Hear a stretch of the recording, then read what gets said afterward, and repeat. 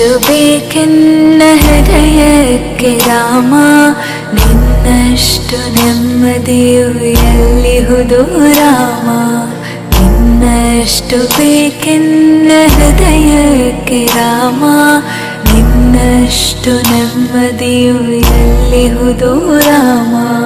ರಾಮ ರಾಮ ರಾಮ ರಾಮ.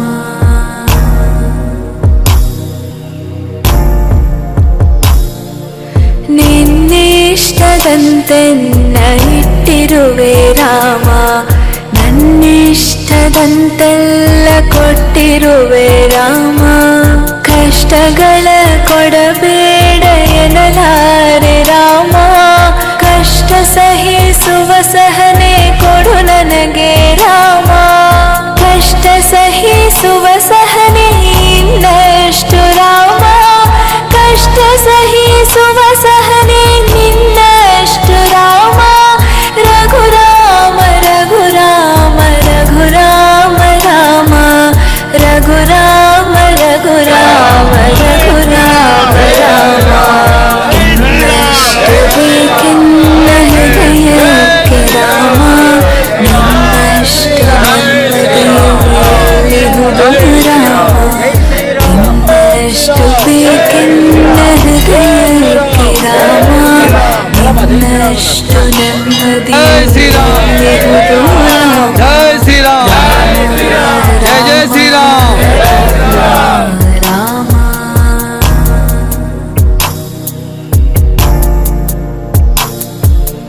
ಒಳತಿನಡೆ ಮುನ್ನಡೆವ ಮನವ ಕೊಡು ರಾಮ, ಸೆಳೆತಕ್ಕೆ ಸಿಗದಂತೆ ಸ್ಥಿರತೆ ಕೊಡು ರಾಮ. ನೆನ್ನೆಗಳ ಪಾಪಗಳ ಸೊನ್ನೆಯಾಗಿಸು ರಾಮ, ನಾಳೆಗಳು ಪುಣ್ಯಗಳ ಹಾದಿಯಾಗಲಿ ರಾಮ. ತನ್ನ ಬಾಳಿಗೆ ನಿನ್ನ ಹಸಿವ ಕೊಡು ರಾಮ, ನನ್ನ ತೋಳಿಗೆ ನಿನ್ನ ಕಸುವ ಕೊಡು ರಾಮ. ಕಣ್ಣು ಕಳೆದರು ನಿನ್ನ ಕನಸ ಕೊಡು ರಾಮ, ನನ್ನ ಹರಣಕ್ಕೆ ನಿನ್ನ ಚರಣ ಕೊಡು ರಾಮ. ಇನ್ನಷ್ಟು ಬೇಕೆನ್ನ ಹೃದಯಕ್ಕೆ ರಾಮ, ನಿನ್ನಷ್ಟು ನೆಮ್ಮದಿಯು ಎಲ್ಲಿಹುದು ರಾಮ. ನಿನ್ನಷ್ಟು ಬೇಕೆನ್ನ ಹೃದಯಕ್ಕೆ ರಾಮ, ನಿನ್ನಷ್ಟು ನೆಮ್ಮದಿಯು ಎಲ್ಲಿಹುದು ರಾಮ. ರಾಮ ರಾಮ ರಾಮ ರಾಮ.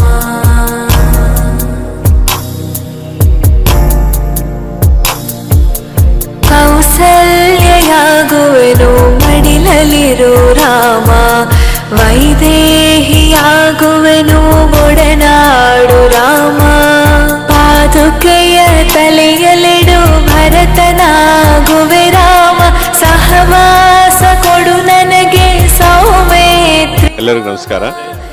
ಇವತ್ತಿನ ದಿವಸ ಏನು 500 ವರ್ಷದ ಒಂದು ಸತತ ಪ್ರಯತ್ನದಿಂದ ಇವತ್ತೊಂದು ಅಯೋಧ್ಯೆ ಮಂದಿರ ನಿರ್ಮಾಣವಾಗಿ ಇವತ್ತು ಲೋಕಾರ್ಪಣೆ ಆಗ್ತಾ ಇದೆ. ಇವತ್ತು ಎಲ್ಲ ಅಖಂಡ ಭಾರತದ ಹಿಂದೂ ಸನಾತನ ಧರ್ಮದ ಜನಾಂಗಕ್ಕೆ ಇವತ್ತು ಶುಭಾಶಯಗಳನ್ನು ಕೋರ್ತೇನೆ. ಸೇವೆ ಕೊಡು ರಾಮ, ಶಬರಿಯಾಗುವೆ ನಿನ್ನ ಭಾವ ಕೊಡು ರಾಮ. ರಘುರಾಮ ರಘುರಾಮ ರಘುರಾಮ ರಾಮ.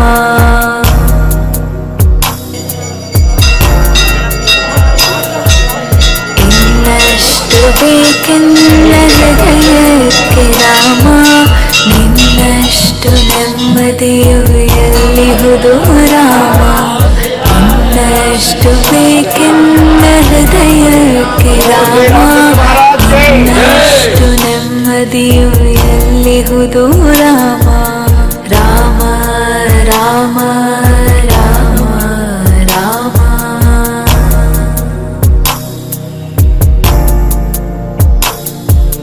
ಋತ ನೀನೆ ಋತು ನೀನೆ ಶ್ರುತಿ ನೀನೆ ರಾಮ, ಮತಿ ನೀನೆ ಗತಿ ನೀನೆ ಧೃತಿ ನೀನೆ ರಾಮ. ಆರಂಭ ಅಸ್ತಿತ್ವ ಅಂತ್ಯ ನೀ ರಾಮ, ಪೂರ್ಣ ನೀ ಪ್ರಕಟ ನೀ ಆನಂದ ರಾಮ. ಹರ ನೀನೆ ಹರಿ ನೀ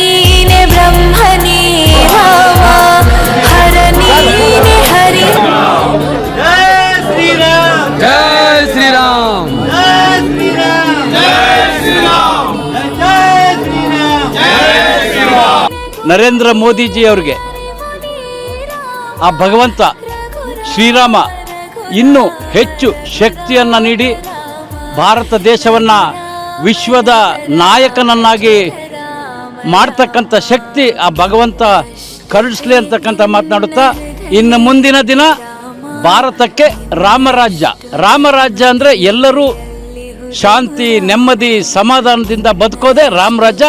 ಅದು ಇನ್ನು ಮುಂದೆ ನಮ್ಮ ದೇಶಕ್ಕೆ ರಾಮರಾಜ್ಯ ಪ್ರಾರಂಭ ಆಗ್ತದೆ ಅಂತಕ್ಕಂಥ ಹೆಮ್ಮೆ ಎಲ್ಲ ಭಾರತೀಯರಿಗಿದೆ.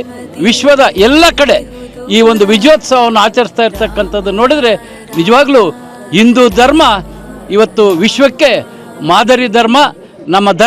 ನಮ್ಮ ಸಂಸ್ಕೃತಿ, ನಮ್ಮ ಪರಂಪರೆ ಮುಂದಿನ ದಿನದಲ್ಲಿ ಪ್ರಪಂಚವನ್ನು ಆಳ್ತವೆ ಅಂತಕ್ಕಂಥ ವಿಶ್ವಾಸ ನಮಗಿದೆ.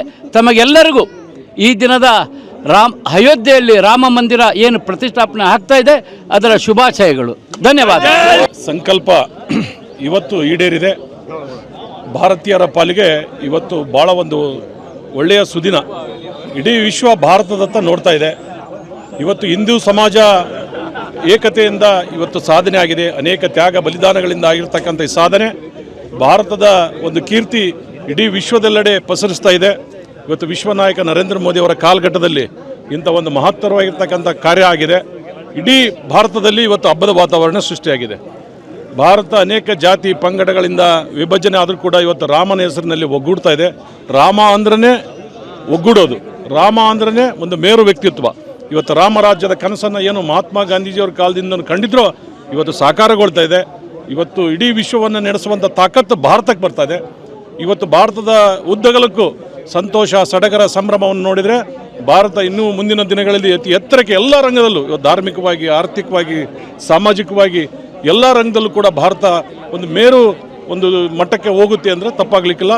ಈ ಒಂದು ಸುಸಂದರ್ಭದಲ್ಲಿ ನಾನು ಎಲ್ಲ ಭಾರತೀಯರಿಗೂ, ಎಲ್ಲ ಹಿಂದೂಗಳಿಗೂ ಈ ಒಂದು ರಾಮಲಲ್ಲಾನ ಪ್ರಾಣ ಪ್ರತಿಷ್ಠಾಪನೆಯ ಸುದಿನದ ಶುಭಾಶಯಗಳನ್ನು ತಿಳಿಸಲಿಕ್ಕೆ ಬಯಸ್ತೇನೆ.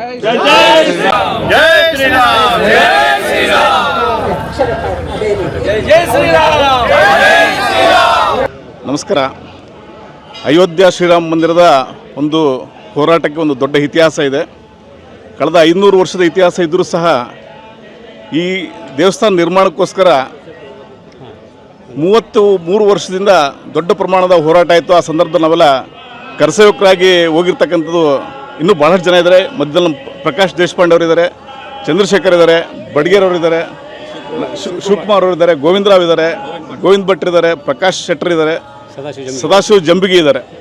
ಇದು ಕೇವಲ ಈಗ ಕಣ್ಣಿಗೆ ಕಾಣ್ತಕ್ಕಂಥವ್ರು ಅಷ್ಟೇ ಆಗಿದ್ದಾರೆ ಹೊರತು ಈ ರೀತಿ ಸಂಖ್ಯೆ ದೊಡ್ಡ ಪ್ರಮಾಣದಲ್ಲೇ ಇದೆ. ನಾನು 90ರಲ್ಲಿ ಏನು ಮೊದಲನೇ ಕರಸೇವಾ ಒಂದು ಕಾರ್ಯಕ್ರಮ ಆರಂಭವಾಯಿತು. ಅವತ್ತು ಪರಿಕ್ರಮಣ ಮಾಡಬೇಕು ಅಂತಕ್ಕಂಥ ಒಂದು ದೊಡ್ಡ ಪ್ರಮಾಣದ ಒಂದು ಹೋರಾಟ ಸ್ಟಾರ್ಟ್ ಆದಾಗ ಸುಮಾರು ಒಂದು 60 ಜನಗಳನ್ನ ಚಿತ್ರದುರ್ಗ ಜಿಲ್ಲೆಯಿಂದ ನಾವು ಕರ್ಕೊಂಡೋಗಿದ್ವಿ. ಆ ಒಂದು ಸಂದರ್ಭದಲ್ಲಿ ಇಡೀ ದೇಶದ ಎಲ್ಲ ಕಡೆಯಿಂದ ಲಕ್ಷಾಂತರ ಜನ ಬಂದಿದ್ದರು. ಎಷ್ಟು ಜನ ಬಂದಿದ್ರು ಅಂತಕ್ಕಂಥದ್ದು ನಮಗಾರಿಗೂ ಗೊತ್ತಿಲ್ಲ. ಯಾಕೆಂದರೆ ನಾವೆಲ್ಲ ತುಂಬ ಸ್ಕ್ಯಾಟರ್ಡ್ ಆಗಿ ಓಡಾಡ್ತಾ ಇದ್ವಿ. ನಮ್ಮನ್ನು ಎಲ್ಲಿ ಬೇಕಲ್ಲಿ ಸಂದರ್ಭ ಬಂದಾಗೆಲ್ಲ ನಮ್ಮನ್ನು ಅರೆಸ್ಟ್ ಮಾಡ್ತಾಯಿದ್ರು, ನಾವೆಲ್ಲ ತಪ್ಪಿಸ್ಕೊಂಡು ಹೋಗ್ತಾ ಇದ್ವಿ. ಆ ಸಂದರ್ಭದಲ್ಲಿ ಎಲ್ಲಿ ನಾವು ಬದುಕ್ತೀವಿ ಅಂತಕ್ಕಂಥ ಇಚ್ಛೆ ಇಟ್ಕೊಂಡು ನಾವು ಯಾರೂ ಹೋಗಿರಲ್ಲ ಕರಸೇವಕರಾಗಿ. ಆ ಒಂದು ಹೋರಾಟದ ಪರಿಕ್ರಮಣ ಕಾರ್ಯಕ್ರಮ ಯಶಸ್ವಿ ಮಾಡಬೇಕು ಅಂತಕ್ಕಂಥ ಒಂದು ಕಾರ್ಯದಲ್ಲಿ ನಾವು ಪಾಲ್ಗೊಂಡಾಗ ಬಹುಶಃ ನಾವು ಹೋದಂಥ ಎಲ್ಲರಿಗೂ ಎಲ್ಲ ಕಡೆಗೆ ತುಂಬ ವ್ಯವಸ್ಥೆಗಳಿರ್ತಿತ್ತು. ವ್ಯವಸ್ಥೆಗಳಂದರೆ ನಾವು ಎಲ್ಲಿ ಮಲಗ್ತೀವಿ ಅಂತ ಗೊತ್ತಿಲ್ಲ, ಯಾರೋ ಬರ್ತಿದ್ರು ನಮ್ಮನ್ನು ಕರ್ಕೊಂಡು ಹೋಗ್ತಿದ್ರು. ಮತ್ತೆ ಬಂದು ನಾವು ಟ್ರೈನ್ ಹತ್ತಿದಾಗ ನಮ್ಮನ್ನು ಎಲ್ಲೋ ಅರೆಸ್ಟ್ ಮಾಡ್ತಾಯಿದ್ರು. ನಾವು ತಪ್ಪಿಸ್ಕೊಂಡು ಹೋದಾಗ ಮತ್ತೆ ಯಾವುದೋ ಊರಿಗೆ ಹೋಗ್ತಾಯಿದ್ವಿ. ಬಹುಶಃ ನಾವೆಲ್ಲ ಒಂದು 100ರಿಂದ 150 ಕಿಲೋಮೀಟ್ರಷ್ಟು ಕಾಡುಗಳಲ್ಲಿ ನಡೆದಿದ್ದೀವಿ ಅಂದರೆ ನಮಗೆ ದಾರಿ ಗೊತ್ತಿಲ್ಲ, ಭಾಷೆ ಗೊತ್ತಿಲ್ಲ. ಆದರೆ ನಮ್ಮ ಇಚ್ಛೆ ಇದ್ದಿದ್ದು ಶ್ರೀರಾಮನ ಒಂದು ಏನು ಇಚ್ಛೆ ಇದೆ ಆ ಇಚ್ಛೆಯನ್ನು ಪೂರೈಸಬೇಕು ಅಂತಕ್ಕಂಥ ಒಂದು ಮೂಲ ಉದ್ದೇಶ ಇದ್ದಿದ್ದರಿಂದ ನಮಗೆ ಯಾವುದು ಬೇರೆ ಇಚ್ಛೆಗಳಿರಲಿಲ್ಲ. ಆ ಸಂದರ್ಭದಲ್ಲಿ ಬಹುಶಃ ಆ ದಿನಗಳಲ್ಲಿ ಯಾರು ಬದುಕಿ ಬರ್ತಾರೆ, ಯಾರು ಬದುಕಿ ಬರಲ್ಲ ಅಂತಕ್ಕಂಥದ್ದು ಯಾರಿಗೂ ಗೊತ್ತಿರಲ್ಲ. ಆದರೂ ಸಹ ನಮ್ಮ ಒಂದು ಹೋರಾಟ ನಾವು ಪೂರ್ಣ ಅಯೋಧ್ಯೆಯನ್ನು ಮುಟ್ಲಿಕ್ಕಾಗದೇ ಇದ್ದರೂ ಸಹ ಅಯೋಧ್ಯೆಯ ಸುತ್ತಮುತ್ತಲಲ್ಲಿ ನಾವೆಲ್ಲ ಓಡಾಡಿ ಅಲ್ಲಿರ್ತಕ್ಕಂಥ ಜನಗಳ ಜೊತೆಗೆಲ್ಲ ಸಂಪರ್ಕ ಮಾಡಿದಾಗ ನಮಗೆ ಆಶ್ಚರ್ಯ ಆಗುತ್ತೆ. ಇವತ್ತು ನಾನು ಬೆಳಗ್ಗೆ ಸಿಂಧೂರಿಂದ ಬಂದೆ, ಸುಮಾರು ಒಂದು 250 ಕಿಲೋಮೀಟರ್ ದೂರದಿಂದ ಬರ್ತಾ ಪ್ರತಿಯೊಂದು ಹಳ್ಳಿಗಳಲ್ಲಿ, ಪ್ರತಿಯೊಂದು ಊರುಗಳಲ್ಲಿ ಇಷ್ಟು ದೊಡ್ಡ ಪ್ರಮಾಣದ ಕೆಲಸ ನಡೀತಿದೆ ಅಂದರೆ ಅವರವರೇ ಸ್ವಯಂ ಪ್ರೇರಣೆಯಿಂದ ಶ್ರೀರಾಮನ ಒಂದು ಕಾರ್ಯಕ್ರಮವನ್ನು ವ್ಯವಸ್ಥೆಯನ್ನು ಮಾಡ್ಕೊಂಡಿದ್ದಾರೆ. ನಮಗೆ ಆಶ್ಚರ್ಯ ಆಗ್ತಾಯಿತ್ತು. ಬೆಳಗ್ಗೆ 5 ಗಂಟೆ ನಾವು ಹೊರಟಾಗ ಅಲ್ಲೆಲ್ಲ ಜನಗಳೆಲ್ಲ ಪಾದಯಾತ್ರೆ ಹೋಗ್ತಾಯಿದ್ರು ಕಿಷ್ಕಿಂದಕ್ಕೆ ಹೋಗ್ಲಿಕ್ಕೋಸ್ಕರ ಏನು ನಮ್ಮ ಗಂಗಾವತಿ ಹತ್ರ ಇರ್ತಕ್ಕಂಥ ಕಿಷ್ಕಿಂದ ಏನಿದೆಯಲ್ಲ ಅಲ್ಲಿಗೆ ಹೋಗ್ಲಿಕ್ಕೆ ಪಾದಯಾತ್ರೆಯಲ್ಲಿ ಹೋಗ್ತಾಯಿದ್ರು ಬೆಳಗ್ಗೆ 4:30-5 ಗಂಟೆ ಟೈಮಲ್ಲಿ. ಅಂದರೆ ಈ ಭಕ್ತಿ ಅಂತಕ್ಕಂಥದ್ದು ಯಾರಿಗೋ ಹಣ ಕೊಟ್ಟರೆ ಅಥವಾ ನಮಗೇನೋ ಒಂದು ಆಸೆ ತೋರಿಸಿದ್ರೆ ಅಥವಾ ರಾಜಕೀಯ ಪ್ರೇರಣೆ ಕೊಟ್ಟರೆ ನಾವು ಯಾರು ಮಾಡ್ತೀವಿ ಅಂತಕ್ಕಂಥಲ್ಲ. ಭಕ್ತಿ ನಮಗೆ ನಮ್ಮ ಜೀನ್ಸಲ್ಲಿ ಬಂದುಬಿಟ್ಟಿರುತ್ತೆ. ಆ ಭಕ್ತಿಯನ್ನು ನಾವು ಯಾವ ರೀತಿ ವ್ಯಕ್ತಪಡಿಸ್ತೇವೆ ಅಂತಕ್ಕಂಥ ಗೊತ್ತಿಲ್ಲ. ಯಾಕೆಂದರೆ ಈ ಒಂದು ಹೋರಾಟಕ್ಕೆ ಸಂಬಂಧಪಟ್ಟ ಹಾಗೆ ಹೇಳಬೇಕು ಅಂದರೆ ಒಂದು ದೊಡ್ಡ ಪ್ರಮಾಣದ ಈ ಹೋರಾಟದಲ್ಲಿ ನಮ್ಮ ದೇಶದ ಅನೇಕ ವ್ಯಕ್ತಿಗಳು ಅದೇ ರೀತಿಯಾಗಿ ಒಂದು ಹೋರಾಟದಲ್ಲಿ ಪಾಲ್ಗೊಂಡಿರ್ತಕ್ಕಂಥದ್ದು ತುಂಬ ಒಂದು ದೊಡ್ಡ ಪ್ರಮಾಣದಲ್ಲಾಯಿತು. ಅದೇ ಸಂದರ್ಭದಲ್ಲಿ ಏನು ಗುಮ್ಮಟವನ್ನು ಹೊಡೆದು ಹಾಕಿದ್ವಿ, ಆ ಸಂದರ್ಭದಲ್ಲಿ ನನಗೆ ಅದೃಷ್ಟ ಇರಲಿಲ್ಲ, ನಾವು ಅಲ್ಲಿ ಮುಟ್ಲಿಕ್ಕಾಗಿರಲಿಲ್ಲ. ಬೇರೆಯವರೆಲ್ಲ ಭಾಳಷ್ಟು ಜನ ನಮ್ಮ ಹರಿಹರದವರು ಇದ್ದರು, ನಮ್ಮ ರಾಜ್ಯದವರು ಭಾಳಷ್ಟು ಜನ ಇದ್ದರು. ಇಡೀ ದೇಶದ ಜನಗಳು ಅಪಾರ ಪ್ರಮಾಣದಲ್ಲಿ ಹೋಗಿ ಇವತ್ತು ಏನು ಬಾಬರಿ ಮಸ್ಜಿದ್ ಅಂತಕ್ಕಂಥ ಹೊಡೆದು ಹಾಕಿಬಿಟ್ಟು ಅದರ ಒಂದು ಯಶಸ್ಸು ಇವತ್ತು ಇಡೀ ದೇಶದ ಜನಕ್ಕಿದೆ. ಇವತ್ತು ಅದೃಷ್ಟವಶಾತ್ ನಮಗೆ ಇಡೀ ದೇಶದಲ್ಲಿ ಕಳೆದ 10 ವರ್ಷದಿಂದ ತುಂಬ ಒಂದು ಒಳ್ಳೆಯ ವಾತಾವರಣ ಇದೆ. ಆ ವಾತಾವರಣದ ಪರಿಣಾಮವಾಗಿ ಇವತ್ತು ನಾವು ಅಯೋಧ್ಯೆಯಲ್ಲಿ ಇನ್ನೊಂದು ಕೆಲವೇ ಕ್ಷಣಗಳಲ್ಲಿ ಶ್ರೀರಾಮಲಲ್ಲನ ಒಂದು ಪ್ರತಿಷ್ಠಾಪನೆ ಆಗ್ತಾಯಿದೆ. ಆ ಪ್ರತಿಷ್ಠಾಪನೆ ನಾವು ನೇರವಾಗಿ ನೋಡಲಿಕ್ಕಾಗದಿದ್ರು ನಾವೆಲ್ಲ ಇಡೀ ದೇಶದಲ್ಲಿ ಕೇವಲ ಹರಿಹರ ಅಂತಲ್ಲ, ನಾನು ನಿನ್ನೆ ಪ್ರಕಾಶ್ ಅವ್ರ ಹತ್ರ ಮಾತಾಡ್ತಾ ಇದ್ದೆ, ಹರಿಹರದಲ್ಲಿ ಕನಿಷ್ಠ 20 ಕಡೆ ಕಾರ್ಯಕ್ರಮ ಆಗ್ತಾಯಿದೆ ಅಂತಕ್ಕಂಥದ್ದು ನಿನ್ನೆ ನನಗೆ ಹೇಳಿದರು. ನಾನು ಬೆಳಗ್ಗೆ ಬಂದಮೇಲೆ ನಮ್ಮ ಫ್ರೆಂಡ್ಸ್ಗೆಲ್ಲ ಫೋನ್ ಮಾಡಿದಾಗ ಬೇರೆ ಬೇರೆ ಕಡೆ ಎಲ್ಲ ಕಾರ್ಯಕ್ರಮ ಇದೆ ಅಂತೆಲ್ಲ ಹೇಳಿದರು. ನಾನು ಹರಿಹರೇಶ್ವರ ದೇವಸ್ಥಾನಕ್ಕೆ ಹೋಗಿದ್ದೆ, ಅಲ್ಲೂ ಒಂದು ಕಾರ್ಯಕ್ರಮ ನಡೀತಾ ಇತ್ತು, ಆಂಜನೇಯ ದೇವಸ್ಥಾನದಲ್ಲಿ ಒಂದು ಕಾರ್ಯಕ್ರಮ ನಡೀತಾ ಇತ್ತು. ಅಂದರೆ ಇದು ಬಹುಶಃ ನಾವು ಇಡೀ ನಮ್ಮ ಎಲ್ಲರೂ ಸೇರಿದ್ರು, ಇಡೀ ದೇಶದ ಎಲ್ಲ ಜನ ಸೇರಿದ್ರು ಸಹ ಎಷ್ಟು ಕಾರ್ಯಕ್ರಮಗಳಾಗಿದೆ ಅಂತ ಹೇಳಲಿಕ್ಕೆ ಸಾಧ್ಯನೇ ಇಲ್ಲ. ಯಾಕೆಂದರೆ ಒಂದು ರಸ್ತೆಯಲ್ಲಿ ನೋಡಿದೆ, ಯಾವುದೋ ಒಂದು ಗುಡಿಸಲು ಪಕ್ಕದಲ್ಲಿ ಒಂದು ಟೆಂಟ್ ಹಾಕಿಬಿಟ್ಟು ಕುರ್ಚಿಗಳಿಟ್ಟು ಧ್ವಜಗಳನ್ನ ಹಾಕಿ ಇವತ್ತು ಕಾರ್ಯವನ್ನು ಮಾಡ್ತಕ್ಕಂಥದ್ದು ನಾವೆಲ್ಲರೂ ಪುಣ್ಯವಂತರು ಅಂತಕ್ಕಂಥ ನನಗೆ ಇಚ್ಛೆ ಆಗುತ್ತೆ. ಯಾಕೆಂದರೆ ಮೊನ್ನೆ ಅದ್ವಾನಿಯವ್ರನ್ನ ಒಂದು ಪತ್ರಿಕೆಯವ್ರು ಇಂಟರ್ವ್ಯೂ ಮಾಡಿದಾಗ ಅದ್ವಾನಿಯವರು ದೊಡ್ಡ ಪ್ರಮಾಣದ ಹೋರಾಟ ಮಾಡಿದರು. ಅವರಿಗೆ ಪ್ರಶ್ನೆ ಮಾಡಿದರು, ನೀವು ಈ ಹೋರಾಟದಲ್ಲಿ ನಿಮಗೆ ಮುಂಚೂಣಿಯಲ್ಲಿ ಇಲ್ಲಲ್ಲ ಅಂತೇಳಿ. ಮುಂಚೂಣಿಯಲ್ಲಿ ಇಲ್ಲ ಅಂತಲ್ಲ, ಇವತ್ತು ಮೋದಿಯವರಿಗೆ ಆ ಅದೃಷ್ಟ ಇದೆ. ಇದು ಒಂದು ಎಲ್ಲದೂ ಸಂಕಲ್ಪ ನಿರ್ಧಾರ ಆಗಿರುತ್ತೆ. ಯಾರು ಸಂಕಲ್ಪ ಮಾಡ್ಕೊಂಡಿರ್ತಾರೆ ಆ ಸಂದರ್ಭ ಯಾವಾಗ ಬರುತ್ತೆ ಅವಾಗ ಮಾತ್ರ ನಾವು ಈ ಕಾರ್ಯವನ್ನು ಮಾಡಲಿಕ್ಕಾಗತ್ತೆ. ನಾನು ಅದ್ರ ಜೊತೆಲಿ ಇದ್ದೀನಿ, ಮುಂದೆ ಇರ್ತೀನಿ ಅಂತಕ್ಕಂಥ ಮಾತು ಹೇಳಿದರು. ಹಾಗಾಗಿ ಇಡೀ ನಮ್ಮ ಇಲ್ಲಿರ್ತಕ್ಕಂಥ ಪರಿವಾರ ಇರ್ಬೋದು, ನಮ್ಮೆಲ್ಲ ಸಮಾಜದ ಹಿರಿಯರಲ್ಲಿರ್ಬೋದು, ಇವತ್ತೆಲ್ಲರೂ ಈ ಹೋರಾಟದಲ್ಲಿ ಪಾಲ್ಗೊಂಡಿದ್ದಾರೆ. ಬರುವಂಥ ದಿನಗಳಲ್ಲಿ ಇದು ಇನ್ನೂ ಹೆಚ್ಚಿನ ಜವಾಬ್ದಾರಿ ನಮಗೆಲ್ಲ ಆರಂಭ ಆಗುತ್ತೆ. ಈ ಸಂದರ್ಭದಲ್ಲಿ ನಾನು ಓಪನ್ ಆಗಿ ಹೇಳುವಂಥ ಸರಿ ಇರಲ್ಲ. ಆ ಜವಾಬ್ದಾರಿ ಅಂತಕ್ಕಂಥ ನೀವೇ ಅರ್ಥಕೋಬೇಕು. ಬರುವಂಥ ದಿನಗಳನ್ನೆಲ್ಲ ನೀವು ನಮ್ಮ ಜೊತೆಗೆ ಇರಬೇಕು ಅಂತಕ್ಕಂಥ ಮಾತನ್ನು ಹೇಳ್ತಾ, ಈ ಸಂದರ್ಭದಲ್ಲಿ ನಾನು ಈ ನಿಮ್ಮ ಜೊತೆಗೆಲ್ಲ ಇರಲಿಕ್ಕೆ, ಈ ಕಾರ್ಯದಲ್ಲಿ ಪಾಲ್ಗೊಳ್ಳಲಿಕ್ಕೆ, ನಾನು ಮೂಲತಃ ಹರಿಹರದವನೇ, ಹರಿಹರದಿಂದ ನಾನು ಕರಸೇವಕನಾಗಿ ಹೋಗಿರ್ತಕ್ಕಂಥದ್ದು. ಕಳೆದ 26 ವರ್ಷ ನಾನು ಸಿನ್ನೂರಲ್ಲಿ ಅಲ್ಲಿ ನನ್ನ ಜೀವನ ಅಲ್ಲಿದೆ. ಯಾಕೆಂದರೆ ನನಗೆ ಪುಣ್ಯ ಏನು ನಾನು ಹುಟ್ಟಿದ್ದು ಪುಣ್ಯ ಹರಿಹರ ಆದರೂ ಬದುಕಲಿಕ್ಕೆ ಅವಕಾಶ ಕೊಟ್ಟಿರ್ತಕ್ಕಂಥ ದೇವರು ಅಲ್ಲಿ ನನಗೆ ಸಿನ್ನೂರಲ್ಲಿದ್ದಾನೆ. ಹಾಗಾಗಿ ಈ ರೀತಿ ಅನೇಕ ಕರಸೇವಕರು ಇಡೀ ದೇಶದಲ್ಲಿದ್ದಾರೆ. ಇವತ್ತು ನಾನು ಅಲ್ಲಿ ಸಿನ್ನೂರಲ್ಲಿ ಒಂದು ಕಾರ್ಯಕ್ರಮಕ್ಕೆ ಹೋಗಬೇಕಾಗಿತ್ತು. ಪ್ರಕಾಶ್ ಅವ್ರಿಗೆ ಅದಕ್ಕೆ ನಿನ್ನೆನೇ ಹೇಳಿದ್ದೆ, ನಾನು ಬಂದು ಸ್ವಲ್ಪ ಹೊತ್ತಿದ್ದು ನಾನು ಹೊರಡ್ತೀನಿ, ಅದಕ್ಕೆ ಅವಕಾಶ ಕೊಡಬೇಕು ಅಂತಕ್ಕಂಥ ಮಾತನ್ನು ಹೇಳಿದ್ದೆ.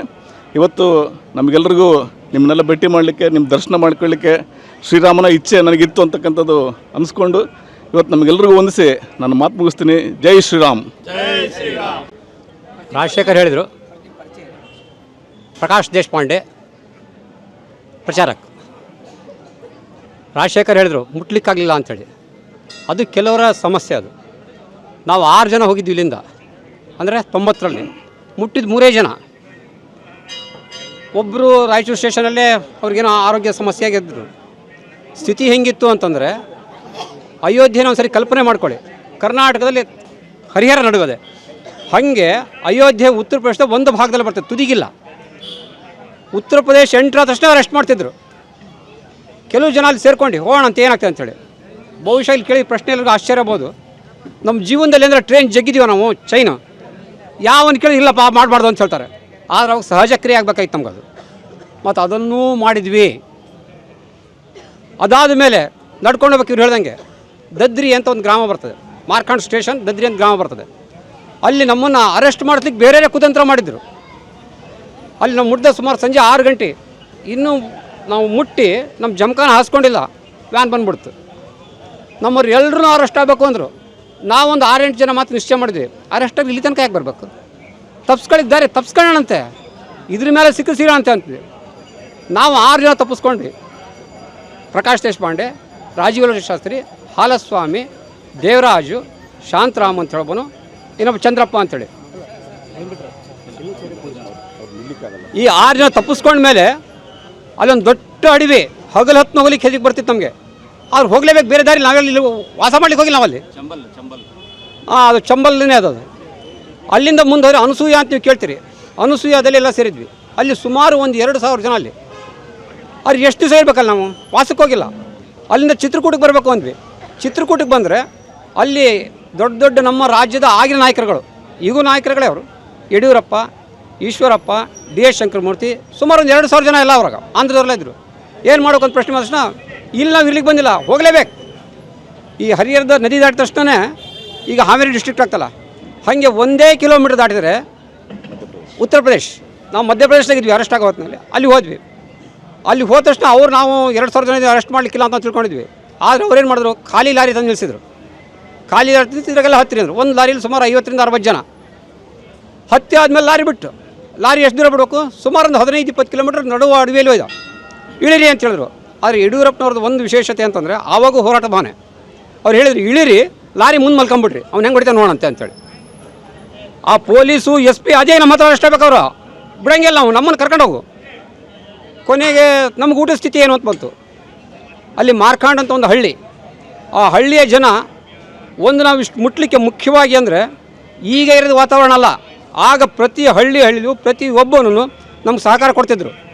ಪ್ರತಿಯೊಬ್ಬನು ಹಳ್ಳಿಯಲ್ಲಿ ಕೊಡೋನು, ನಿಮ್ಗೆ ಏನು ಬೇಕು ಕೊಡ್ತೀವಿ, ನಾವು ಮಾಡೋದು ಕಷ್ಟ, ನಿಮ್ಗೆ ಏನು ಬೇಕು ಕೊಡ್ತಿರ್ಬೇಕು. ಸರಿ, ಒಂದು 2 ಕ್ವಿಂಟಲ್ ಅಕ್ಕಿ ಬೇಕು ತೊಗೊಳ್ರಿ, ಡಬ್ರಿ ಬೇಕು ತೊಗೊಳ್ರಿ. ಶಿವಮೊಗ್ಗ ಕಾರ್ಯಕರ್ತರು ಅಡುಗೆ ಮಾಡಿದರು. ಬರೀ ಪಲಾವ್ ಇದಷ್ಟೇ, ಅಲ್ಲೇ ಎಲಿಗಳೇ ಹರ್ಕೊಂಡು ಉಂಡು. ಈ ಹನುಮಂತನ ಜೀವನ ಹೇಳಿ ಶಬ್ದ ತಪ್ಪಾಗ್ತದೆ.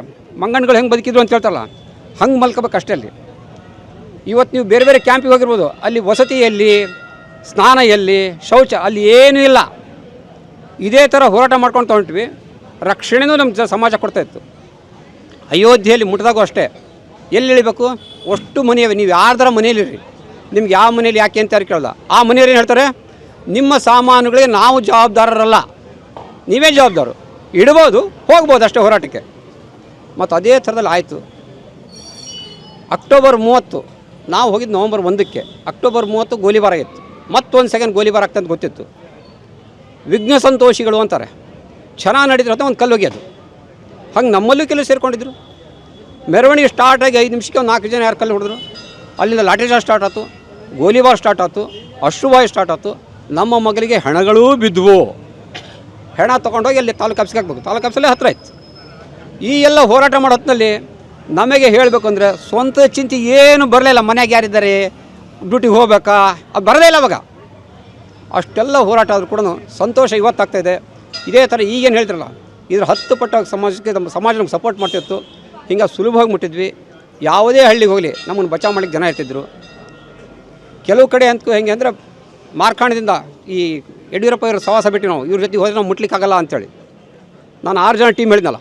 ಹಾಗಾದ್ರೆ ಮುಂದೆ ಹೋಗೋದು ಹೆಂಗೆ, ಹೋಗಿ ಅಲ್ಲಿ ಸಿಗ್ನಲ್ ಬಂದು ಸಿದ್ದಪ್ಪ ಇರ್ತಾನಲ್ಲ, ಸಿಗ್ನಲ್ ತೋರಿಸ್ತಿರ್ತಾನಲ್ಲ ಟ್ರೈನಲ್ಲಿ, ಅವನ ಹತ್ರ ಹೋಗಿ ಕೇಳಿದ್ವಿ, ನಮ್ಗೆ ನೀವು ಒಂದು ಸಹಾಯ ಮಾಡಬೇಕು. ಏನು ಮಾಡಬೇಕು? ಏನಿಲ್ಲ, ಒಂದು ರೆಡ್ ಸಿಗ್ನಲ್ ತೋರಿಸ್ತೀನಿ, ಯಾವುದೇ ಟ್ರೈನ್ ಮಾಡಿ ರೆಡ್ ಸಿಗ್ನಲ್ ತೋರಿಸಿ, ಮುಂದೆ ನಾವು ಮಾಡ್ತೀವಿ. ಏನು ಮಾಡ್ತೀರಿ ಅಂದ. 10 ಕೂತ್ಕೊಳ್ತೀವಿ ಅಷ್ಟೇ, ಏನು ಮಾಡಲ್ಲ ಅಂದ್ವಿ. ನಮ್ಮ ಹಣೆ ಬರೀ ಗೂಡ್ಸ್ ಗಾಡಿ ಬಂತು, ಅದ್ರಾಗೆ ಹತ್ತಿದ್ವಿ. ಮುಂದೊಂದು 5 ನಿಮಿಷಕ್ಕೆ ಒಂದು ಮತ್ತೆ ಗ್ರೀನ್ ಸಿಗುತ್ತೆ, ಒಳ್ಳೆ ಹೊತ್ತು. ಮುಂದೆ ನಾವು ಮುಟ್ಟಿದ್ದಲ್ಲಿ ನೈನಿ ಅಂಥೇಳಿ ಆ ಟ್ರೈನ್ ಎಲ್ಲಿ ಹೋಗ್ತೇನಿಲ್ಲ, ನಮ್ಮ ಹತ್ರ ಮ್ಯಾಪ್ ಇತ್ತು. ಮ್ಯಾಪ್ ಮುಖಾಂತರ ಹೋಗ್ತಾ ಹೋಗೋದು. ಅಲ್ಲಿ ಅವತ್ತು ಸಾಯಂಕಾಲ ಒಂದು 2 ತಾಸು ವಿಶ್ರಾಂತಿ ತೊಗೊಂಡ್ವಿ. ಮತ್ತು ಇನ್ನು ಯಾವ ಟ್ರೈನ್ ಮಾಡಿದೆ, ಮತ್ತೆ ಆ ಟ್ರೈನ್ ಹತ್ತೋದು. ಸರಿ, ರಾತ್ರಿ 2 ಗಂಟೆಗೆ ನಮಗೆಲ್ಲ ಎಚ್ಚರ ಆಯ್ತು. ಯಾವುದೋ ಒಂದು ಟ್ರೈನ್ ನಿಂತು, ಎಲ್ಲಿ ಹೋಗ್ತಿದ್ದು, ಇದು ಮುಂದೆ ಫೈಜಾಬಾದ್ ಕಡೆ ಹೋಗ್ತದೆ, ಅಂತಿದ್ರೆ ಹಾಗೆ ಅಂತಂದರೆ ನಮ್ಮ ಹಣೆ ಬರೋಕ್ಕೆ ಟ್ರೈನ್ ತುಂಬ ಎಲ್ಲ ಬರೀ ಪೊಲೀಸರು. ಅವಾಗ ಸಾರ್ವಜನಿಕ ಯಾರು ಹತ್ತೋ ಸ್ಥಿತಿ ಇದ್ದಿಲ್ಲ. ಈ ಕೂತೊತ್ತಿನ ಕೆಳಗಡೆ ಜಾಗ ಇರ್ತದಲ್ಲ, ಅಲ್ಲಿ ಮಲ್ಕೊಂಬೋಣ ಅಂತ ಮಲ್ಕೊಂಡ್ವಿ. ಆ ಥರ ಮಾಡ್ತಾ ಹೋದ್ವಿ ಅಂಥೇಳಿ ಮುಟ್ಲಿಕ್ಕಾತು. ಮುಟ್ಟಿದ್ವಿ, ಯಶಸ್ವಿಯಾಗೇ ಮುಟ್ಟಿದ್ವಿ. 6 ಜನ ದೇವ್ರ ದರ್ಶನ ತೊಗೊಂಡ್ವಿ, ಬಂದ್ವಿ. ಈ ಥರದ ಹೋರಾಟಗಳು ಯಾರು ಮಾಡಬೇಕಂದ್ರೆ ನಾವು ತಿರ್ತದೆ. ಇದನ್ನು ನಾವು ಸಹಜವಾಗಿ ಮಾಡ್ಕೋಬೇಕಂತ ಹಿಂದಿಗಳು ಇವತ್ತು ಅಂತಂದರೆ ಈ ಮುಂದಿನ ದಿನಗಳದೇ ಹೋರಾಟ ಇದೆ. ನೆನ್ನೆ ನೀವು ಬಹುಶಃ ಜಗದೀಶ್ ಕಾರಂತರ ಹತ್ರ ಬಹುಶಃ ಕೇಳಿರ್ಬೋದು. ಈಗೇನು ಯುವಕರಿದ್ರಿ ಅವ್ರಿಗೊಂದು ಸಂದೇಶ ಕೊಟ್ಟಿದ್ದಾರೆ. ಅದನ್ನು ನಾವು ಈ ರಾಮ ಮಂದಿರ ಜೊತೆಗೆ ಅದನ್ನು ಅಳವಡಿಸ್ಕೊಂಡು ಇರ್ತಿದ್ವು. ಅವ್ರು ಹೇಳ್ತಾರೆ, ನೀವು ಆಸ್ತಿ ಮಾಡಿರ್ಬೋದು, ಗಂಟು ಮಾಡಿರ್ಬೋದು, ಅದು ಉಳಿಬೇಕು ಅಂದರೆ ಮನೆಯಲ್ಲಿ ಸಂತಾನ ಕೂಡ ಅಷ್ಟೇ ಬೇಕು. ಇಲ್ಲ ಅಂತಂದರೆ ಮುಸ್ಲಿಮ್ಸ್ ಒಂದು ಕರೆ ಕಟ್ಟಿಕೊಡ್ತಿದ್ರೆ, ಏನು ಕರೆ ಅದು, ನೀವೇನು ಮಾಡಬೇಡ್ರಿ, ಬರೀ ಮಕ್ಕಳು ಸಂತಾನ ಮಾಡಿರಿ, ಉಳಿದಿದ್ದಲ್ಲಿ ನಮಗೆ ಬರ್ತದೆ ಅಂತ ಹೇಳ್ತಾರೆ. ನಾವು ಈ ಪ್ಯಾರಲ ಮಾಡ್ಕೊಂಡ್ರೆ ನಾವು ಆ ಥರ ಸಂತಾನ ಕ್ರಿಯೇಟ್ ಮಾಡ್ಕೊಂಡು ಮಾತ್ರ ಮುಂದೆ ಇರ್ತದೆ. ಇದು ಇಲ್ಲಿ ಹೇಳಬೇಕು ಹೇಳಬಾರ್ದು ಗೊತ್ತಿಲ್ಲ ನನಗೆ, ಆದರೆ ಅನಿವಾರ್ಯ ಆಗಿದೆ ಇವತ್ತಿನ ದಿವಸ ಸಮಾಜಕ್ಕೆ. ಯುದ್ಧಸ್ಯ ವಾರ್ತಾರಮ್ಯ ಅಂತಾರೆ, ಅದು ಬೇಡ ಇನ್ನು ಮುಂದೆ ಸಮಾಜಕ್ಕೆ. ನಾನು ಇದಕ್ಕೆ ನಿಂತ್ಕೊಳ್ತೀನಿ, ಇದನ್ನು ಬೆಳೆಸ್ಕೊಳ್ಳೋಣಂತೆ ಮಾಡೋಣಂತೆ. ಇದೊಂದೇ ಅಲ್ಲ, ನಮ್ಮ ಇರೋ ಏನೆಲ್ಲ ಹೋರಾಟಗಳಿವೆ, ಹಿಂದೂ ಸಮಾಜ ಬಲಿಷ್ಠ ಆಗ್ತದೆ. ಬಹುಶಃ ನಿಮ್ಗೆ ಗೊತ್ತಿರ್ಬೋದು, ಜಗತ್ತಿನಲ್ಲಿ ಇರ್ತಕ್ಕಂಥ ಬೇರೆ ಬೇರೆಯವರು ಇದು ಸೇರ್ತಾ ಇದ್ದಾರೆ. ಎಲ್ಲಿಯ ತನಕ ನಿಮ್ಮ ಕೊನೆಯ ಒಂದು ಅಂಶ ಹೇಳಿ ಮುಗಿಸ್ತೀನಿ. ಎಲ್ಲರೂ ಕೇಳಿ ಧರ್ಮ ಅಂದರೆ ಯಾವ ಹೇಳ್ತೀರಿ ನೀವು? ಮುಸಲ್ಮಾನ್ ಧರ್ಮ ಹೇಳ್ತೀರಿ, ಕ್ರಿಶ್ಚಿಯನ್ ಧರ್ಮ ಹೇಳ್ತೀರಿ, ಹಿಂದೂ ಧರ್ಮ ಹೇಳ್ತೀರಿ. ಅವೆರಡು ಧರ್ಮ ಅಲ್ಲ. ಹಾಗಾದ್ರೆ ಏನವು? ಅವು ಸಿದ್ಧಾಂತ. ಸಿದ್ಧಾಂತಕ್ಕೂ ಧರ್ಮಕ್ಕೂ ಬಹಳಷ್ಟು ವ್ಯತ್ಯಾಸ ಇದೆ. ಸಿದ್ಧಾಂತ ಅಂತಂದರೆ ಹಿಂಗೆ ಇರಬೇಕು ಅಂಥೇಳಿ, ಧರ್ಮ ಹಂಗಲ್ಲ, ಮೌಲ್ಯಗಳು. ಮನೆಗೆ ಬಂದಂಥ ಅತಿಥಿಗಳಿಗೆ ಅತಿ ಸತ್ಕಾರ ಮಾಡಬೇಕು, ಇದೆಲ್ಲ ಲಿಖಿತ ಇಲ್ಲ, ಅದು ಸಂಸ್ಕಾರ. ಹಿರಿಯರ ಬಗ್ಗೆ ಗೌರವಿಸಬೇಕು, ತಂದೆ ತಾಯಿನ ರಕ್ಷಣೆ ಮಾಡಬೇಕು, ಇದು ಸಂಸ್ಕಾರ. ಆದರೆ ನೀವು ತಾಲಿಬಾನ್ ಗೊತ್ತಿರ್ಬೋದು, ಏನು ಮಾಡಿದ್ರಲ್ಲಿ ಹಿಂಗಿರಲಿಲ್ಲ ಅಂದರೆ ಅದು ತಪ್ಪು. ಇದು ಹಿಂದೂಗಳದಿಲ್ಲ. ನೀವು ಗುಡಿಗೆ ಬಂದರೂ ಸಂತೋಷ, ಬರಲಿದ್ರೂ ಸಂತೋಷ, ಯಾರಲ್ಲಿ ದೇವ್ರು ಕಂಡ್ರೂ ಸಂತೋಷ. ಪ್ರಾಣಿಯಲ್ಲಿ ಕಾಣೋದು, ಮನುಷ್ಯರಲ್ಲಿ ಕಾಣೋದು, ಪಕ್ಷಿಯಲ್ಲಿ ಕಾಣೋದು, ನದಿಯಲ್ಲಿ ಕಾಣೋದು, ಎಲ್ಲರಲ್ಲಿ ದೇವ್ರನ್ನ ಕಾಣೋದು, ಇದು ಸಂಸ್ಕೃತಿ. ಈಗ ಇದೊಂದೇ ಮಾತ್ರ ಹಿಂದೂ ಧರ್ಮ. ಇದು ಹಿಂದಿನ ಉಳಿದು ಬಂದಿದೆ, ಮುಂದೆ ಉಳಿತದೆ. ಇದಕ್ಕೆ ನಾವೆಲ್ಲರೂ ನನ್ನ ಕಡೆಯಿಂದ ಏನೇನು ಮಾಡ್ಬೋದು ಅಂತ ಯೋಚನೆ ಮಾಡಬೇಕು, ಆ ಥರದ್ದು ನಡಿಬೇಕು ಅಂತ ಹೇಳ್ತೇನೆ. ನಾನು ಮುಗಿಸ್ತೀನಿ. ಜೈ ಶ್ರೀರಾಮ್. ನನ್ನ ಹೆಸರು MR ಬಡಿಗೇರ್ ಅಂತ, ರಾಜರಾಮ್ ಕಾಲನಿ ಮನೆ ಇರೋದು. ನಾವು ಕಿರ್ಲೋಸ್ಕರ್ ಕಂಪ್ನಿಯೊಳಗೆ ಕಾರ್ಮಿಕರಾಗಿ ಕೆಲಸ ಮಾಡಿದ್ದೆವು. 1992 ಡಿಸೆಂಬರ್ 6ನೇ ತಾರೀಕಿಗೆ ನಾವೆಲ್ಲ ಹರಿಹರದಿಂದ 14 ಜನ ನಾವು ಹರಿಹರದಿಂದ ಇಲ್ಲಿಂದ ಹೋಗಿದ್ದು. ಆಮೇಲೆ ಅಲ್ಲಿ 28ರಿಂದ ಹೋಗಿ ಅಲ್ಲಿ 6ನೇ ತಾರೀಕಿಗೆ ಅಯೋಧ್ಯೆ ಒಳಗೆ ಕರಸೇವಿಕೆ ಒಳಗೆ ಭಾಗವಹಿಸಿ ನಮ್ಮ ಸನಾತನ ಹಿಂದೂ ಧರ್ಮದ 500 ವರ್ಷಗಳ ಕಾರ್ಯಕ್ರಮವನ್ನು ನಾವು ಕನಸಾಗಿತ್ತು, ಇವತ್ತು ನನಸಾಗಿದೆ. ನರೇಂದ್ರ ಮೋದಿಯವರು ಈ ಕಾರ್ಯಕ್ರಮಕ್ಕೆ ಯಜಮಾನಾಗಿ ಕಾರ್ಯಕ್ರಮವನ್ನು ಭಾಗವಹಿಸಿ ಕೆಲಸ ಮಾಡ್ತಾರಿಂದ ನಮಗೆಲ್ಲ ಸಂತೋಷ ಆಗಿದೆ. ಕನಸನ್ನು ನನಸಾಗಿದ್ದಕ್ಕೆ ನಾವು ಜೈ ಶ್ರೀರಾಮ್ ಅಂತೇಳಿ ನಾವು ಇವತ್ತಿನ ದಿವಸ ಮಾತಾಡ್ತೇವೆ. ಸಮಸ್ತ ರಾಮ ಭಕ್ತರಿಗೆ ನಮಸ್ಕಾರ. ನನ್ನ ಹೆಸರು ಶಿವಕುಮಾರ್ ಅಂಥೇಳಿ. ನಾವು ಒಂದೇ ಮಾತಿನಲ್ಲಿ ಹೇಳಬೇಕು ಅಂತ ಹೇಳಿದರೆ, ಅವರು ನಮ್ಮ ಹೋರಾಟದ ಹಾದಿ ಹೇಗಿತ್ತು ಅಂಥೇಳಿ ಅವರು ಎಲ್ಲೆಲ್ಲ ಹೇಳಿದ್ದಾರೆ. ನಮಗೆ ಎಷ್ಟು ಕಷ್ಟಪಟ್ಟು ಹೋರಾಟ ಮಾಡಿದ್ರು. ಈ ಹೋರಾಟ ಇಂದು ನಿನ್ನೆ ಇದೆಲ್ಲ, ಸುಮಾರು 500 ವರ್ಷಗಳ ಇತಿಹಾಸ ಇದೊಂದು.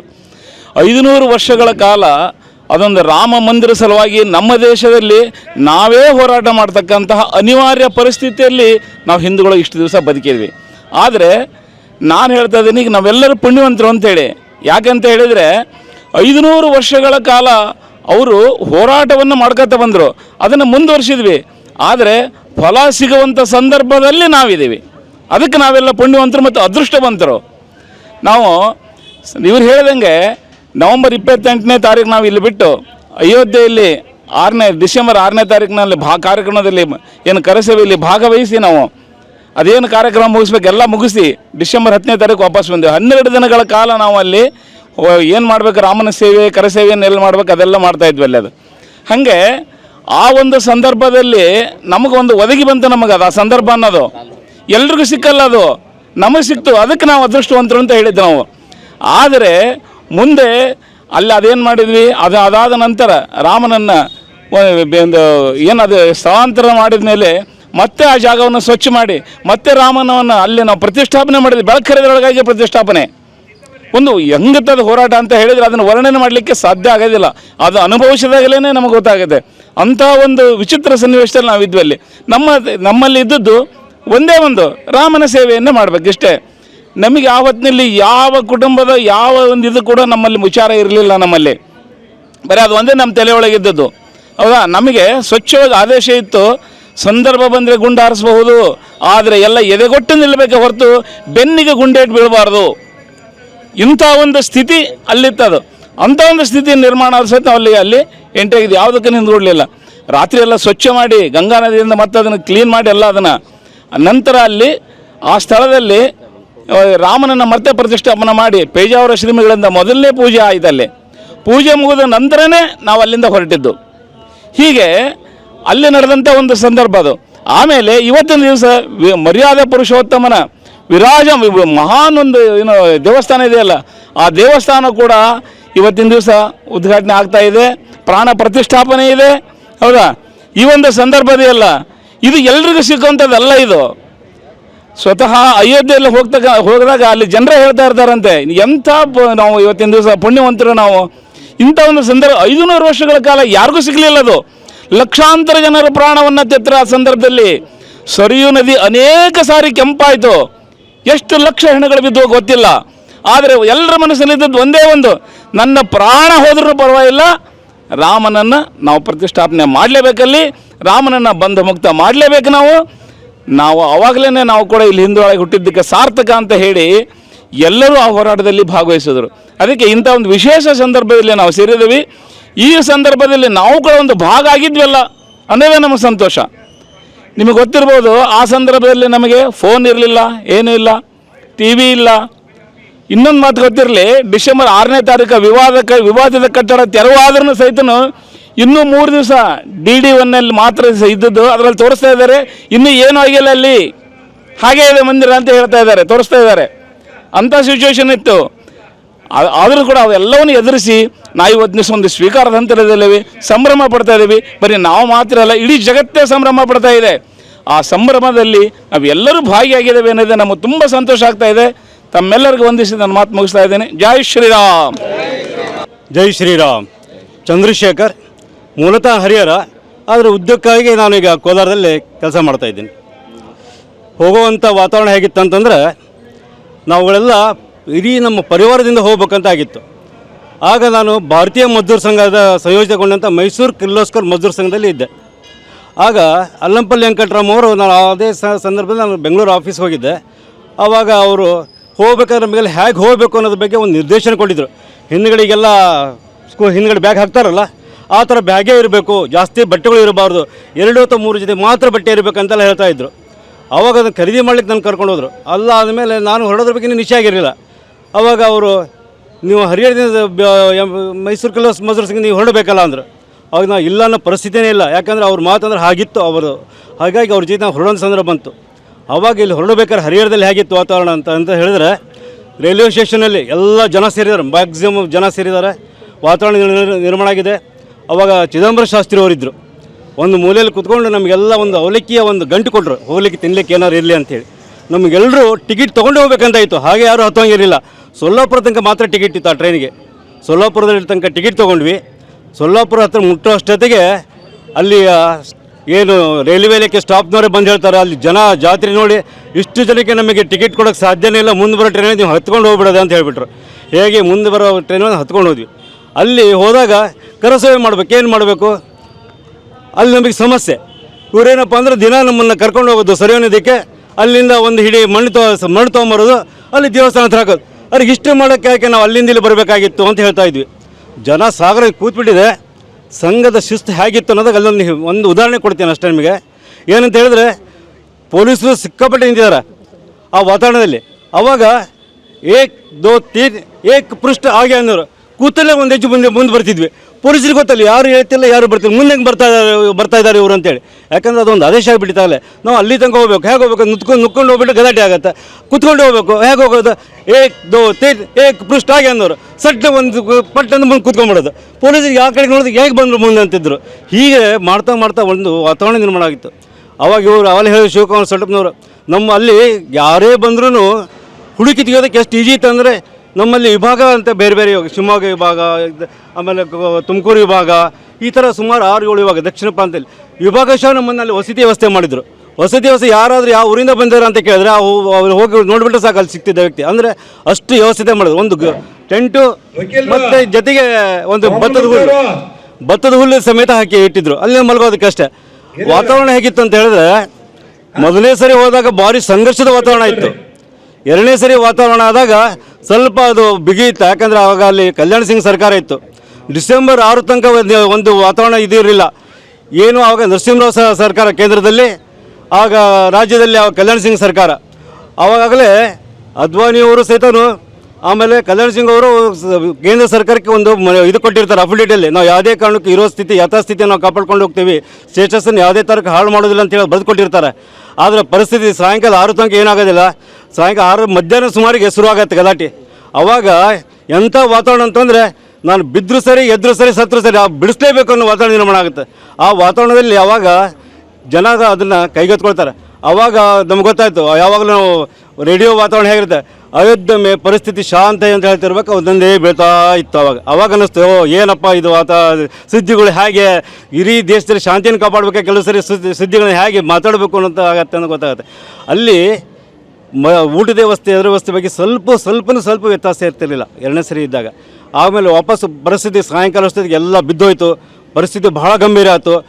ಆವಾಗ ಎಲ್ಲ ಕಡೆಯಿಂದ ಸೇನೆ ದುಗ್ಗುತ್ತಾ ಇದೆ, ಎಲ್ಲರೂ ಸೇನೆ ಒಳ ದುಗ್ಗದಾಗಿ ಎಲ್ಲ ಕಡೆ ಎಲ್ಲವನ್ನ ಅಡ್ಡ ಹಾಕಬೇಕು ಅಂತ ಆದೇಶ ಕೊಟ್ಟರು. ಮರ ಗಿಡಗಳು ಏನೇನು ಬೇಕು ಎಲ್ಲವನ್ನ ಹಾಕಿ ಯಾವ ಒಂದು ಸಹಿತ ಅಲ್ಲಿ ಒಳಗಡೆ ಬರಬಾರ್ದು, ಯಾವುದೇ ಸರ್ಕಾರದ ಏನು ಆರಕ್ಷಣೆ ತುಂಡುಗಳಾಗಲಿ ಅಥವಾ ಪೊಲೀಸರಾಗಲಿ ಹೊರ ಬರಬಾರ್ದು, ಆ ಥರದ ಒಂದು ಗೋಡೆ ಥರ ಎಲ್ಲವನ್ನು ಹಾಕಿಬಿಟ್ರು. ಕೊನೆಗೆ ಎಲ್ಲರೂ ವಾಪಸ್ ಹೋಗುವಂಥ ವಾತಾವರಣ ನಿರ್ಮಾಣ ಆಗಿತ್ತು. ಅಂದರೆ ಹೋಗುವಾಗ ನಮಗೆ ಅಲ್ಲಿ ಇರೋ ಒಂದು ವಾರದಲ್ಲಿ ಪಕ್ಕದ ವಾರಣಾಸಿಗೆ ಹೋಗಿ ಬಂದು ನೋಡ್ಕೊಂಡು ಅದೊಂದು ನಮ್ಗೆ ದರ್ಶನ ಆಯಿತು. ಇನ್ನೊಂದು ಅಂತ ಹೇಳಿದ್ರೆ ವಾಪಸ್ ಹೋಗ್ಬೇಕಾದ್ರೆ ಆವಾಗ ಅಖಿಲ ಭಾರತ ವಿದ್ಯಾರ್ಥಿ ಪರಿಷತ್ತಿಂದ ಒಂದು ಜವಾಬ್ದಾರಿ ಅಂತ ಹೇಳಿದ್ರೆ ಬರ್ತಕ್ಕಂಥ ಎಲ್ಲ ಟ್ರೈನ್ ಬೇರೆ ಜನ ಯಾರೂ ಇಲ್ಲ, ಬರೀ ಕರೆಸೇಕರು ಮಾತ್ರ ಅವ್ರವ್ರು ವಾಪಸ್ ಹೋಗ್ತಾ ಇರೋದು. ಎಲ್ರಿಗೂ ಊಟದ ವ್ಯವಸ್ಥೆ, ಎಲ್ಲಿ ನಮ್ಗೆ ಊಟಕ್ಕೆ ಹಸಿವು ಅನ್ನೋದೇ ಬರಲಿಲ್ಲ. ಪ್ರತಿ ಸ್ಟೇಷನ್ ಬಂದಾಗ ಕೊಡ್ತಾಯಿದ್ರು, ನಾವು ತೊಗೊಳ್ತಿದ್ವಿ ಒಂದೆರಡು ಹೆಚ್ಚಿಗೆ, ನಾವು ಯಾರಿಗಾದ್ರೂ ಇಲ್ಲ ಅಂದರೆ ಕೊಡ್ತಾಯಿದ್ವಿ. ಹೀಗಾಗಿ ನಾವು ಸುರಕ್ಷಿತವಾಗಿ ಬರೋದಕ್ಕೆ ಒಂದು ಒಳ್ಳೆಯ ಒಂದು ವಾತಾವರಣ ನಿರ್ಮಾಣ ಆಯಿತು. ಜೈ ಶ್ರೀರಾಮ್. MR ಪ್ರೊಡಕ್ಷನ್ನಲ್ಲಿ ನಿವೃತ್ತ ಮುಖ್ಯೋಪಾಧ್ಯಾಯರು. ನನ್ನ ಜೀವನದ ವಿಶೇಷತೆ ಏನಪ್ಪ, ನನಗೆ ಸಿಕ್ಕಂಥ ಸೌಭಾಗ್ಯ ಏನಪ್ಪ ಅಂತಂದರೆ, ರಾಮಶಿಲೆ ಏನು ಪ್ರಾರಂಭ ಆಯಿತೋ ಅದರ ಮೊದಲುಗೊಂಡು ಇವತ್ತಿನ ರಾಮ ಪ್ರತಿಷ್ಠಾಪನೆ ಕಾರ್ಯಕ್ರಮ ಆಗ್ತಾಯಿದೆ. ಇಲ್ಲಿವರೆಗೂ ಸಹ ಎಲ್ಲ ಕಾರ್ಯಗಳಲ್ಲೂ ಸಹ ನನ್ನನ್ನು ನಾವು ಜೋಡಿಸಿಕೊಳ್ಳುವಂಥ ಅವಕಾಶವನ್ನು ಆ ಭಗವಂತ ಶ್ರೀರಾಮ ನನಗೆ ಕೊಟ್ಟಿದ್ದಾನೆ. ಹಿಂದೆ ರಾಮಶಿಲೆ ಇದ್ದಾಗ ತಾಲೂಕು ಸಂಯೋಜಕ ಆಗಿದ್ದೆ, ರಾಮ ಜ್ಯೋತಿ ಇದ್ದಾಗ ಇಡೀ ಚಿತ್ರದುರ್ಗ ಜಿಲ್ಲೆ ಚಿತ್ರದುರ್ಗ ಜಿಲ್ಲೆ ಅಲ್ಲಿ ರಥಪ್ರಮುಖನಾಗಿ ಸೇವೆಯನ್ನು ಸಲ್ಲಿಸುವಂಥ ಅವಕಾಶ ಸಿಕ್ತು. ನಮ್ಮ ಜೊತೆಯಲ್ಲಿ ಹಾಲಸ್ವಾಮಿ ಇದ್ದ, ದಾವಣಗೆರೆಯಲ್ಲಿ JK ಸುರೇಶ್ ಅನ್ನುವಂಥವ್ರು ನಮ್ಮ ಸಹ ಪ್ರಮುಖರಾಗಿದ್ದರು. ಅದಾದ ನಂತರ ರಾಮಪಾದಕ್ಕೆ ಬಂತು, ಅವಾಗಲೂ ಸಹ ತಾಲೂಕು ಸಂಯೋಜಕನಾಗಿದ್ದೆ. ನಂತರ ಮೊನ್ನೆ ಏನು ನಿಧಿ ಸಂಗ್ರಹ ಮಾಡ್ತು, ಅದರಲ್ಲೂ ಒಂದು ವಿಶೇಷ ಜವಾಬ್ದಾರಿನ ಕೊಟ್ಟಿದ್ದರು. ಈಗ ನಾವೇನು ಮನೆಗೆ ಅಕ್ಷತೆ ತಲುಪಿಸುವಂಥ ಕಾರ್ಯಕ್ರಮ ಅಂತ ಇದರಲ್ಲೂ ಸಹ ನನಗೆ ಜವಾಬ್ದಾರಿಯನ್ನು ಕೊಟ್ಟಿದ್ದರು. ಇವತ್ತು ಸಹ ನಿನ್ನೆ ಒಂದು ರಾಮ ತಾರಕ ಹೋಮ ಆಯಿತು, ಅದರಲ್ಲಿ ಭಾಗವಹಿಸಿ ಇವತ್ತು ನಮ್ಮ ದೇವಸ್ಥಾನದ ವಾಸವಿ ದೇವಸ್ಥಾನದಲ್ಲಾಗಿದೆ, ಇಲ್ಲಿ ಪೇಟೆ ಆಂಜನೇಯ ಸ್ವಾಮಿ ದೇವಸ್ಥಾನದಲ್ಲಾಗಿದೆ. ಇಲ್ಲೇ ಮುಗಿಸ್ಕೊಂಡು ಈಗ ಇಲ್ಲಿಗೆ ಬಂದೇನೆ. ಅಂದರೆ ಈ ರೀತಿ ಎಲ್ಲ ಕಡೆಯಲ್ಲೂ ಸಹ ಭಾಗವಹಿಸೋ ಅವಕಾಶವನ್ನು ಭಗವಂತನಿಗೆ ಕೊಟ್ಟಿದ್ದಾನೆ. ವಿಶೇಷವಾಗಿ ಮೊದಲನೇ ಬ್ಯಾಚ್ನಲ್ಲಿ ನಾವು ಹರಿಹರದಿಂದ 6 ಜನ ಕರಸೇವಕರು ಹೋಗಿದ್ವಿ. ಅದರಲ್ಲಿ ಈಗ 2, 1, 2 ಹಾಲಸ್ವಾಮಿ 4 ಜನ ಇಲ್ಲಿದ್ದೀವಿ. ಅಂದು ಹಾಲಸ್ವಾಮಿಯವರು, ಬಿ ರಾಜಶೇಖರ್ ಅವರು ಮತ್ತು ಪ್ರಕಾಶ್ ದೇಶಪಾಂಡೆ ಅವರು, ನಾನು, ಇನ್ನಿಬ್ಬರು ಈಗ ಇಲ್ಲಿಲ್ಲ. ಮೊದಲನೇ ಬ್ಯಾಚು. ಮೊನ್ನೆ ಈ ಕರಸೇವಕರನ್ನ ಆಹ್ವಾನ ಮಾಡುವಾಗ ಒಬ್ಬರು ಮನೆಗೆ ಹೋಗಿದ್ವಿ ಬನ್ನಿ ಅಂಥೇಳಿ. ಆಗ ಅವ್ರೊಂದು ಮಾತನ್ನು ಎಂಥ ಮಾತನ್ನು ಹೇಳಿದರು ಅಂತಂದರೆ ನಿಜಕ್ಕೂ ಸಹ ನನಗೆ ಸಂತೋಷ ಆಯಿತು. ನೀವು ಮೊದಲನೇ ಬ್ಯಾಚ್ನಲ್ಲಿ ಓದಿರಲ್ಲಪ್ಪ, ನೀವು ಭಾಳಷ್ಟು ಕಷ್ಟಪಟ್ಟರೆ.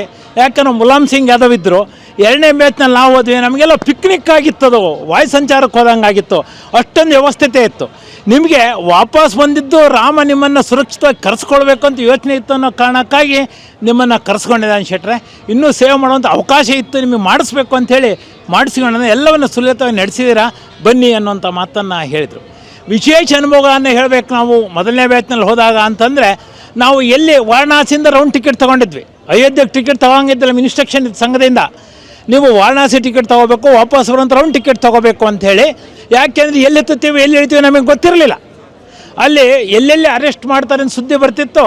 ಆಗ ಏನು ಮಾಡ್ತಾಯಿದ್ರೆ ಚೈನ್ ಹೇಳ್ತಾ ಇದ್ರು ಒಳಗಿದ್ದಂಥವ್ರು ನಮ್ಮ ಕಾರ ಸೇವಕ ಮಿತ್ರರು. ಅಲ್ಲಿ ಚೈನ್ ಹೇಳಿದ ತಕ್ಷಣ ಇಳಿಬೇಕು ನಾವು, ಅಲ್ಲಿ ಕರ್ಕೊಂಡು ಹೋಗ್ಲಿಕ್ಕೆ ಅಲ್ಲಿ ಸಂಘದ ಒಂದು ಪಡೆ ರೆಡಿ ಇರ್ತಾಯಿತ್ತು. ನಮ್ಮನ್ನು ಕರ್ಕೊಂಡು ಹೋಗ್ತಾಯಿದ್ರು, ಎಲ್ಲಿಗೆ ಅಂತ ನಮಗೂ ಗೊತ್ತಿಲ್ಲ. ಕರ್ಕೊಂಡು ಹೋಗ್ತಾಯಿದ್ರು, ಯಾರ್ದೋ ಮನೇಲಿ ಉಳಿಸ್ತಾಯಿದ್ರು, ಪುನಃ ಮತ್ತೆ ಮಾನ್ಯವಾದ ಟ್ರೈನ್ ಹತ್ತಿಸ್ತಾಯಿದ್ರು. ಭಾಳ ವ್ಯವಸ್ಥಿತವಾದಂಥ ಇತ್ತು. ಭಾಳ ವಿಶೇಷವಾದ ಇನ್ನೊಂದು ಘಟನೆ ಅಂದರೆ ಚಂಬಲ್ ಕಣಿವೆಯಲ್ಲಿ ನಾವು ಉಳ್ಕೊಂಡ್ವಿ ಒಂದು ದಿವಸ ರಾತ್ರಿ. ಚಂಬಲ್ ಕಣಿವೆ ಅಂದರೆ ನಿಮಗೆಲ್ಲ ಗೊತ್ತು, ಆ ಸಮಯದಲ್ಲಿ ಎಷ್ಟು ಅದು ಭಾಳ ಕುಪ್ರಸಿದ್ಧಿ ಪಡೆದಿತ್ತು ಅಂಥೇಳಿ.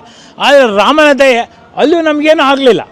ನಮ್ಮನ್ನು ಕರ್ಕೊಂಡೋಗಿ ದುರ್ಗಾದೇವಿ ಸ್ಥಾನದಲ್ಲಿ ಟಕಾಯ್ತು ಉಳಿಸಿರು. ದುರ್ಗಾದೇವಿ ದೇವಸ್ಥಾನದಲ್ಲಿರಿ ನೀವು, ನಿಮಗೇನು ತೊಂದರೆ ಆಗಲ್ಲ, ದೇವಸ್ಥಾನ ಬಿಟ್ಟು ಕೆಳಗಿಳಿಬೇಡಿ ಅಂದರು. ಯಾಕೆ ಅಂದ್ವಿ, ಸುತ್ತ ಭಯಂಕರ ಕಾಡು ಪ್ರಾಣಿಗಳು ಸಂಚಾರ ಮಾಡ್ತವೆ, ಆದರೆ ಯಾವುದೇ ಕಾಡು ಪ್ರಾಣಿ ಈ ದೇವಸ್ಥಾನದ ಮೆಟ್ಟಲನ್ನ ಹತ್ತಲ್ಲ ಅನ್ನುವಂಥ ಮಾತನಾಡಿದ್ರು. ನಿಜ ಅದು. ಬೆಳಗ್ಗೆ ಆಮೇಲೆ ಹೋದ್ವಿ, ಅಲ್ಲಿ ತನಕ ಕಾಡು ಪ್ರಾಣಿ ಗರ್ಜನೆ ಕೇಳಿಸ್ತಾ ಇತ್ತು, ಆದರೆ ಯಾವುದೇ ಒಂದು ಪ್ರಾಣಿ ಕ್ರೂರ ಮಗ ಆ ಮೆಟ್ಟಲನ್ನು ಹತ್ತಿಲ್ಲ. ಅದು ದುರ್ಗಾದೇವಿ ವಿಶಿಷ್ಟ. ಅಲ್ಲಿಂದ ಬಂದಮೇಲೆ 3 ಕಡೆ ನಮ್ಮನ್ನು ಅರೆಸ್ಟ್ ಮಾಡಿದರು, ಸೆಂಟ್ರಲ್ ಜೈಲುಗಳಲ್ಲಿಟ್ಟರು. ಸೆಂಟ್ರಲ್ ಜೈಲ್ ಸ್ಥಿತಿ ಹೇಗಿತ್ತು ಅಂದರೆ ಡೋರ್ ಓಪನ್ ಇತ್ತು, ಒಳಗೆ ಅವ್ರು ಹೋಗ್ಬೋದು, ನಮ್ಮ ರಿಜಿಸ್ಟರ್ ಎಂಟ್ರ್ ಮಾಡ್ಕೊತ ಇದ್ದ ಹೆಸರನ್ನು, ಆ ವಿಳಾಸವನ್ನು. ಆಮೇಲೆ ಹೋಗ್ರಿ ನೀವು ಒಳಗೆ ಅన్నారు, ಒಳಗೆ ಹೋದ್ರೆ ಇರೋಕ್ಕೆ ಜಾಗ ಇಲ್ಲ, ಹೊರಗೆ ಹೋಗ್ಬೋದು. ಈ ರೀತಿಯಲ್ಲಿ ಇನ್ನೊಂದು ಜೈಲಲ್ಲಿ ಇದ್ದಾಗ ರಾತ್ರಿ ಜನನೇ ಬೆಂಕಿ ಹಚ್ಬಿಟ್ರು ಆ ಜೈಲಿಗೆ, ಹೋಗಿ ನೀವೆಲ್ಲ ಅಂತಂದು. ಇರ್ತೀವಿ. ಭಾಳಷ್ಟು ವಿಶೇಷ ಅನುಭವ ನಾವು ಅಲ್ಲಿ ಪಡ್ಕೊಂಡಿದ್ದೀವಿ. ಮತ್ತು ಅಲ್ಲಿ ಇನ್ನೊಂದು ವಿಶೇಷ ಅಂದರೆ ಅಲ್ಲಿ ಸರಿಯೂ ನದಿಯ ದಡದಲ್ಲಿ ಸೇತುವೆನ ದಾಟೋ ಸಂದರ್ಭದಲ್ಲಿ ಪೊಲೀಸರು ಗೋಲಿಬಾರ್ ಆಗ್ತಾಯಿತ್ತು. ಆಗ ನಮ್ಮ ಮಹಿಳೆಯರ ರೋಷಾವೇಶವನ್ನು ನೋಡಬೇಕಾಗಿತ್ತು. ಅವ್ರು ಯಾರು, ನೀವು ಪುರುಷರ ಮುಂದೆ ಗೋಲಿಬಾರ್ ಮಾಡ್ತಾರೆ, ನೀವು ಕುತ್ಕೊಳ್ಳಿ, ನಾವು ಮುಂದೆ ಹೋಗ್ತೀವಿ ಅನ್ನೋರು. ಅವರೊಂದು ಘೋಷಣೆ ಆಗ್ತಿದ್ರು, ನಮ್ಮ ಭಾರತೀಯ ನಾರಿ ಹೈ, ನಾರಿ ನಹಿ ಚಿನ್ಗಾರಿ ಹೈ, ನಾವೆಲ್ಲ ಬೆಂಕಿ ಕಿಡಿಗಳು ಅಂತೇಳಿ. ಅಕ್ಷರಶಃ ಸತ್ಯ ಅದು. ಅವ್ರು ನಮ್ಮನ್ನು ಕೂರಿಸಿ ಅವ್ರ ಮುಂದೆ ಹೋಗ್ತಾಯಿದ್ರು. ಪೊಲೀಸರು ಒಂದು ಹೆಜ್ಜೆ ಹಿಂದೆ ಹೋಗೋರು, ಅವಾಗ ಮತ್ತೆ ನಾವು ಒಂದು ಹೆಜ್ಜೆ ಮುಂದೆ ಹೋಗ್ತಿದ್ವಿ. ಈ ರೀತಿ ಒಂದಲ್ಲ ನೂರಾರು ಘಟನೆಗಳು ಹೇಳ್ತಾ ಹೋದರೆ ಒಂದು ಗಂಟೆ ಯಾರು ಸಾಲಲ್ಲ. ಆದರೆ ಒಂದು ಬಹಳ ಸೌಭಾಗ್ಯ ನಮ್ಮದು ಅದು ಅನ್ಬೇಕು. ಇಂಥ ಅವಕಾಶಗಳನ್ನ ಮಾಡಲಿಕ್ಕೆ ಆ ಭಗವಂತ ನಮಗೆ ಸೇವೆಯನ್ನು ಮಾಡಲಿಕ್ಕೆ ಅವಕಾಶ ಕೊಟ್ಟನಲ್ಲ, ಇವತ್ತು ನನ್ನ ಜೀವನ ಸಾರ್ಥಕ ಆಯಿತು ಅಂಥೇಳಿ ನನಗೆ ಅನ್ನಿಸ್ತಾ ಇದೆ. ಆ ಸಂದರ್ಭದಲ್ಲಿ ಎಲ್ಲ ಅವಕಾಶ ಕೊಟ್ಟಂಥ ಶ್ರೀರಾಮಚಂದ್ರನಿಗೆ ನನ್ನ ಭಕ್ತಿಪೂರ್ವಕ ನಮನಗಳನ್ನು ಸಲ್ಲಿಸಿ ನನ್ನ ಅನುಭವಗಳನ್ನ ಹಂಚಿಕೊಳ್ಳಿಕ್ಕೆ ಅವಕಾಶ ಕೊಟ್ಟದ್ದಕ್ಕೆ ತಮಗೂ ಸಹ ಧನ್ಯವಾದಗಳನ್ನ ಅರ್ಪಣೆ ಮಾಡ್ತೇನೆ. 1990ರಲ್ಲಿ ಅಯೋಧ್ಯೆ ಕರಸೇವೆ ನಡೀತಕ್ಕಂಥ ಸಂದರ್ಭ ನವೆಂಬರಲ್ಲಿ ಅಯೋಧ್ಯೆ ಕರಸೇವೆ ಕಾರ್ಯಕರ್ತರೆಲ್ಲ ಹೋದರು. ನಮಗೆ ಹರಿಹರದಲ್ಲಿ ಒಂದು ಪಕ್ಷದಿಂದ ಒಂದು ವಿಚಾರ ಏನಂತಂದರೆ, ಹರಿಹರದಲ್ಲಿ ಇರ್ತಕ್ಕಂಥವ್ರು ಇದ್ಬಿಟ್ಟು ರಾಮ ಅವತ್ತು ಅಯೋಧ್ಯೆಯಲ್ಲಿ ಏನು ನಡೀತಿತ್ತು ಅದನ್ನು ನೀವು ಸಂಘಟನಾತ್ಮಕವಾಗಿ ಎಲ್ಲರಿಗೂ ಜೈ ಶ್ರೀರಾಮ್ ಅಂತ ಹೇಳ್ಕೊಂತ ಒಂದು ಭಜನೆ ಮುಖಾಂತರ ಆಗಲಿ ನೀವು ಇಡೀ ನಗರವೆಲ್ಲ ಸುತ್ತಾಡಬೇಕು ಅಂತೇಳಿ ಒಂದು ಆದೇಶ ಇರೋದ್ರಿಂದ ನಾವು ಅವತ್ತಿನ ದಿನ ಭಜನೆ ಮುಖಾಂತರ ನಾವೆಲ್ಲ 90ರಲ್ಲಿ ಹೊರಟಿದ್ವಿ. ಆ ಸಂದರ್ಭದಲ್ಲಿ ಕೆ.ಬಿ. ದೇಶಪಾಂಡೆ ಅವರು ಇದ್ದರು, ರಂಗನಾಥ್ ಇದ್ದರು, ನಾನಿದ್ದೆ, ಹಾಗೂ ನಮ್ಮ ಜಾದವ್ ಫಕೀರಪ್ಪನವರು ಇದ್ದರು. ಆಮೇಲೆ ಜಿ ಮಲ್ಲೇಶಪ್ಪ ಅಂತೇಳಿ ದೇವ್ರ ಬಳಿಕೆರೆ ಇವರು ಜಿ ಮಲ್ಲೇಶಪ್ಪ ಅಂತೇಳಿ ಅವರು ಇದ್ರ ಪಾಪಣ್ಣ ತಂದೆ ಇದ್ದರು. ಆಮೇಲೆ ಇನ್ನೊಬ್ಬರು ಜಾದವ್ ಫಕೀರಪ್ಪರು ಇದ್ದರು. ಆಮೇಲೆ ದೇವ್ರ ಬಳಿಕೆ ಸೀನಪ್ಪರೊಬ್ಬರು. ಇಷ್ಟು ಜನ ಎಲ್ಲ ನಾವೆಲ್ಲ ದೊಡ್ಡ ಹಿರಿಯರೆಲ್ಲ ಭಾಳ ಜನ ಇದ್ವಿ. ಅದು ದೇಶಪಾಂಡೆ ಅವರು ಇದ್ದರು. ಒಟ್ಟು ಒಂದು 108 ಜನ ಸಂಖ್ಯೆ ಇತ್ತು ಅವತ್ತಿನ ದಿನ. ಆ ಸಂಖ್ಯೆಯಲ್ಲಿ ದಾವಣಗೆರೆಯಲ್ಲಿ ಗೋಲಿಬಾರ್ ಆಯಿತು. ಗೋಲಿಬಾರ್ ಆದಾಗ ಅಲ್ಲೆಲ್ಲ ಹುತಾತ್ಮರಾದರು, ಭಾಳ ಅನಾಹುತಗಳು ನಡೆದವು. ಅಲ್ಲಿ ದಾವಣಗೆರೆಯಲ್ಲಿ ದೊಡ್ಡ ವಿಕೋಪ ಬಂದಾಗ ಇಲ್ಲಿ ನಮಗೆ ಮೆರವಣಿಗೆ ಮಾಡಲಿಕ್ಕೆ, ನಾವು ಜೈಕಾರ ಕೂಗಲಿಕ್ಕೆ, ಶ್ರೀರಾಮನ ಒಂದು ನಾಮಸ್ಮರಣೆ ಮಾಡಲಿಕ್ಕೆ ನಮಗೆ ಅವಕಾಶ ಕೊಡಿದ ಸಂದರ್ಭದಲ್ಲಿ ನಮ್ಮನ್ನು ಅರೆಸ್ಟ್ ಮಾಡಿದರು. ಅರೆಸ್ಟ್ ಮಾಡಿದಾಗ 108 ಜನ ನಾವು ಅರೆಸ್ಟ್ ಮಾಡಿ ಜೈಲಲ್ಲಿ ಇದಕ್ಕೆ ಸ್ಟೇಷನ್ಗೆ ತೊಗೊಂಡೋದ್ರು. ಸ್ಟೇಷನ್ ತೊಗೊಂಡೋದ್ಮೇಲೆ ಆಮೇಲೆ ಇಲ್ಲ ನಾವು ಈಗ ಬಿಡ್ತೀವಿ, ಸಾಯಂಕಾಲ ಬಿಡ್ತೀವಿ ಅಂತೇಳಿ ನಮ್ಮನ್ನು ಭಾಳ ಪನಿಷ್ಮೆಂಟ್ ಮಾಡಿ ಸ್ವಲ್ಪ ಕೆಲವು ಭಾಳ ತೊಂದರೆಗಳನ್ನು ಕೊಟ್ಟರು. ಆ ಸಂದರ್ಭದಲ್ಲಿ 108 ಜನ ಸಂಜೆ ಮತ್ತೆ 2 ವ್ಯಾನ್ಗಳು ಬಂದ ಮೇಲೆ ನಿಮ್ಮನ್ನೆಲ್ಲ ಬಳ್ಳಾರಿ ಜೈಲಿಗೆ ಕಳಿಸ್ತೀವಿ ಅಂತೇಳಿ ನಮ್ಮನ್ನು ಬಳ್ಳಾರಿ ಜೈಲಿಗೆ ಕಳಿಸಿದ್ರು. 15 ಜನ ಬಳ್ಳಾರಿ ಕಸ್ಟಡಿಯಲ್ಲಿ ಇಟ್ಟಿದ್ರು. ಆವಾಗ ನಾವು ಎಲ್ಲ ಸೀನಿಯರ್ಸ್ ಎಲ್ಲ ಇದ್ವಿ. ಆ ಬಳ್ಳಾರಿಯಿಂದ ವ್ಯವಸ್ಥೆ ಭಾಳ ಗಂಭೀರವಾದಂಥ ವ್ಯವಸ್ಥೆ, ಅಲ್ಲಿ ಊಟದ ವ್ಯವಸ್ಥೆ ಇಲ್ಲದೆ, ಆಮೇಲೆ ಎಲ್ಲ ನೀರಿನ ವ್ಯವಸ್ಥೆ, ಬಳ್ಳಾರಿಯಲ್ಲಿ ಭಾಳ ನೋವುಗಳನ್ನೆಲ್ಲ ಅನುಭವಿಸಿದ್ವಿ. ಆದರೆ ಇವತ್ತು ನಾವು ಜೈ ಶ್ರೀರಾಮನ ಒಂದು ಆಶೀರ್ವಾದ, ಇವತ್ತು ಶ್ರೀರಾಮನ ಒಂದು ಇವತ್ತು ಪ್ರತಿಷ್ಠಾಪನೆ ದಿನ ನಾವು ಭಾಳ ಸಂತೋಷವಾಗಿದ್ವಿ. ಅವತ್ತು ನಾವು ಏನೇ ಇರಲಿ ರಾಮ ನಮ್ಮ ಜೊತೆಗೆ ಇದ್ದಾನೆ ಅನ್ನೋದು ನಮಗೆ ಇವತ್ತು ತೋರಿಸ್ಕೊಟ್ಟಂಗೆ ಆಗಿದೆ. ರಾಮನ ಒಂದು ನಮಗೆ ಆಶೀರ್ವಾದ ಇರೋದ್ರಿಂದ ಇವತ್ತಿಗೂ ನಾವು ಚೆನ್ನಾಗಿದ್ದೀವಿ. ಈ ಮುಂದೆ ಇಡೀ ದೇಶವೇ ಒಂದು ರಾಮನಮಯ ಆಗುತ್ತೆ. ಇಡೀ ದೇಶ ಒಂದು ಹಿಂದುತ್ವ ಭಾರತ ಒಂದು ಘೋಷಣೆ ಆಗುತ್ತೆ. ಎಲ್ಲ ನಮ್ಮ ದೇಶ ಭಾರತ ಆಗಲಿಕ್ಕೆ ನರೇಂದ್ರ ಮೋದಿಯವರು ಬಹಳ ಸತತವಾಗಿ ಹೋರಾಟ ಮಾಡಿ ಈ ಅಯೋಧ್ಯೆಯನ್ನು ಒಂದು ಪ್ರತಿಷ್ಠಾಪನೆ ಮಾಡಲಿಕ್ಕೆ ಮೋದಿಯವರಂಥ ಈ ಇಂದಿನ ಒಂದು ದೇವತಾ ಮಾನವ ಆಗಿ ಇವತ್ತು ಹುಟ್ಟಿದ್ದಾರೆ.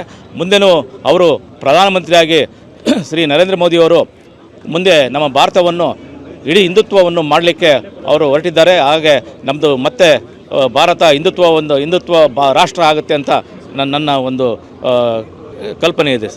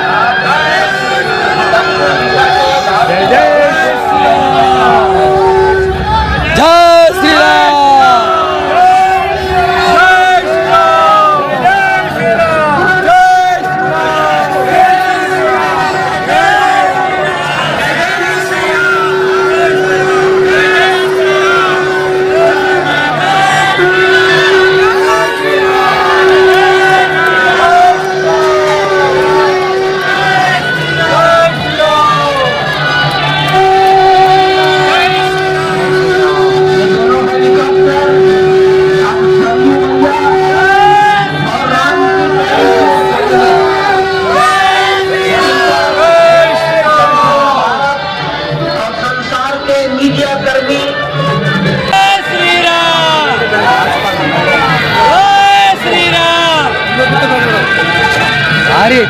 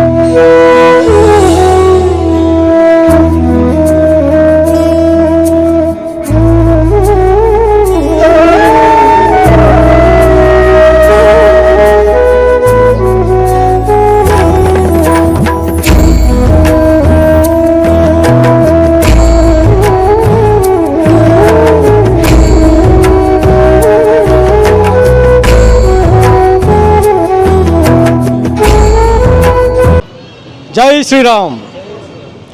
ಅಯೋಧ್ಯೆಯಲ್ಲಿ ಏನು ಈ ದಿನ ರಾಮನ ಪ್ರಾಣ ಪ್ರತಿಷ್ಠಾಪನೆ ಆಗಿದೆ, ಅದರ ಒಂದು ಉತ್ಸವದ ಒಂದು ಹರಿಯಾಣದ ನಾಗರಿಕರ ಒಂದು ಖುಷಿಗೆ ಹಾಗೂ ಒಂದು ಎಲ್ಲರ ಒಂದು ಅಭಿಲಾಷೆ ಈಡೇರಿದೆ ಅಂತಂದು ಜನರು ಭಾಳ ಖುಷಿಯಾಗಿದ್ದಾರೆ.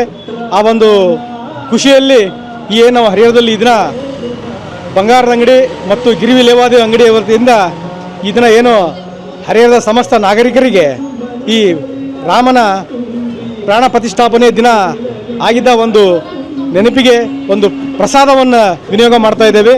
ಅದನ್ನು ಈ ಹರಿಯಾಣದ ಸಮಸ್ತ ನಾಗರಿಕರು ಈ ರಾಮನ ಪ್ರಸಾದವನ್ನು ಸ್ವೀಕರಿಸಿ ಆ ರಾಮನ ಕೃಪೆಗೆ ಪಾತ್ರರಾಗಲಿ ಎಂದು ಹೇಳ್ಕೊತ ಸಮಸ್ತ ಜನಕ್ಕೆ ಈ ರಾಮನ ಆಶೀರ್ವಾದ ಇರಲಿ ಅಂತ ಹೇಳಿ ಈ ಥರ ಇದೇ ರಾಮನ ಗುಡಿ ಇನ್ನೂ ಅಭಿವೃದ್ಧಿ ಆಗಲಿ ಅಂತ ಆಚರಿಸುತ್ತಾ ಎಲ್ಲರೂ ಈ ರಾಮನ ದರ್ಶನವನ್ನು ಒಂದ್ಸರಿ ಪಡೀಲಿ ಅಂತ ಹೇಳ್ಕೊತಾ ಇದ್ದೇವೆ. ಜೈ ಶ್ರೀರಾಮ್, ಜೈ ಶ್ರೀರಾಮ್, ಜೈ ಶ್ರೀರಾಮ್. ನಕ್ಷತ್ರ ಟಿವಿ ಲೋಕಲ್ ನ್ಯೂಸ್, ಇದು ನಿಮ್ಮದೇ ಧ್ವನಿ.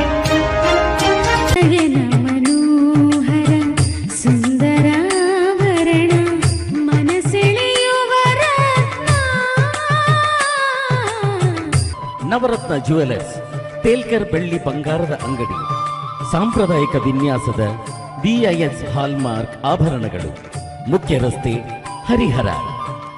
ಕಳೆದ 40 ವರ್ಷಗಳಿಂದ ಹರಿಹರದಲ್ಲಿ ಜನಪ್ರಿಯತೆಯನ್ನು ಹೊಂದಿ ಉತ್ತಮ ಸೇವೆ ನೀಡುತ್ತಿರುವ ಬೊಂಗಾಳಿ ಸ್ಟೀಲ್ ಟ್ರೇಡರ್ಸ್ ಈಗ ನಾವು ಹರಿಹರದ ಪ್ರಮುಖ ಇಂಡಸ್ಟ್ರಿಯಲ್ ಸಪ್ಲೈಯರ್ ಆಗಿದ್ದೇವೆ. ಇಂದೇ ಭೇಟಿ ಕೊಡಿ. ನಿಮ್ಮ ನಿರಂತರ ವಿಶ್ವಾಸವೇ ನಮ್ಮ ಗುರಿ. Bongali steel traders, head post office ಹತ್ತಿರ, ಬೊಂಗಾಳೆ ಬಿಲ್ಡಿಂಗ್, ಹರಿಹರ.